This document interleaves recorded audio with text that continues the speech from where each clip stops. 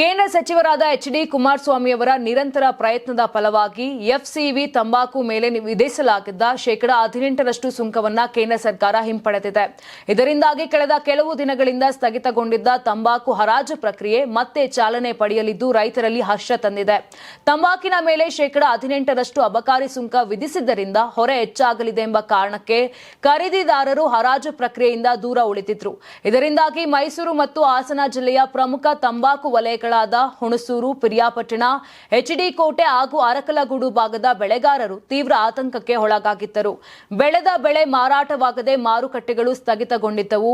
ಸಂಕಷ್ಟಕ್ಕೀಡಾಗಿದ್ದ ಬೆಳೆಗಾರರು ಇತ್ತೀಚೆಗೆ ಕೇಂದ್ರ ಸಚಿವ ಎಚ್.ಡಿ. ಕುಮಾರಸ್ವಾಮಿ ಅವರನ್ನ ಭೇಟಿಯಾಗಿ ತಮ್ಮ ಅಳಲು ತೋಡಿಕೊಂಡಿದ್ರು. ತಕ್ಷಣ ಕಾರ್ಯಪ್ರವೃತ್ತರಾದ ಎಚ್.ಡಿ.ಕೆ ಬೆಂಗಳೂರಿನ ತಂಬಾಕು ಮಂಡಳಿ ವ್ಯವಸ್ಥಾಪಕ ನಿರ್ದೇಶಕರು ಹಾಗೂ ವಿಶಾಖಪಟ್ಟಣ ವಿಭಾಗದ ಕೇಂದ್ರೀಯ ಅಬಕಾರಿ ಮತ್ತು ಜಿಎಸ್ಟಿ ಮುಖ್ಯ ಆಯುಕ್ತರಿಂದ ಪೂರ್ಣ ಮಾಹಿತಿಯನ್ನ ಪಡೆದುಕೊಂಡಿದ್ದರು. ನಂತರ ಈ ವಿಷಯವನ್ನ ಕೇಂದ್ರ ಹಣಕಾಸು ಸಚಿವರಾದ ನಿರ್ಮಲಾ ಸೀತಾರಾಮನ್ ಅವರ ಗಮನಕ್ಕೆ ತಂದ ಕುಮಾರಸ್ವಾಮಿ ರೈತರ ಹಿತದೃಷ್ಟಿಯಿಂದ ಅಬಕಾರಿ ಸುಂಕವನ್ನ ಕೂಡಲೇ ರದ್ದುಗೊಳಿಸಬೇಕು ಎಂದು ಮನವಿ ಮಾಡಿದ್ರು. ಕುಮಾರಸ್ವಾಮಿ ಮನವಿಗೆ ಸಕಾರಾತ್ಮಕವಾಗಿ ಸ್ಪಂದಿಸಿದ ಹಣಕಾಸು ಸಚಿವರು ಅಬಕಾರಿ ಸುಂಕ ವಿನಾಯಿತಿಗೆ ಸಮ್ಮತಿಸಿದ್ದಾರೆ. ಈ ಸಂಬಂಧ ಫೆಬ್ರವರಿ 1ರಂದು ಅಧಿಕೃತ ಆದೇಶ ಹೊರಡಿಸಿರುವ ತಂಬಾಕು ಮಂಡಳಿಯು ತಕ್ಷಣದಿಂದಲೇ ಜಾರಿಗೆ ಬರುವಂತೆ ಅಬಕಾರಿ ಸುಂಕವನ್ನ ಹಿಂಪಡೆಯಲಾಗಿದೆ ಎಂದು ತಿಳಿಸಿದೆ. ಅಲ್ಲದೆ ಫೆಬ್ರವರಿ 5ರಿಂದಲೇ ಮಾರುಕಟ್ಟೆಗಳಲ್ಲಿ ಹರಾಜು ಪ್ರಕ್ರಿಯೆ ಆರಂಭಿಸುವಂತೆ ನಿರ್ದೇಶನ ನೀಡಿದೆ.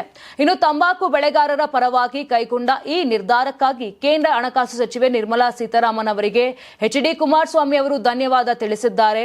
ಈ ನಿರ್ಧಾರದಿಂದ ಲಕ್ಷಾಂತರ ತಂಬಾಕು ಬೆಳೆಗಾರರಿಗೆ ದೊಡ್ಡ ಮಟ್ಟದ ಅನುಕೂಲವಾಗಲಿದೆ ಎಂದು ತಿಳಿಸಿದ್ದಾರೆ.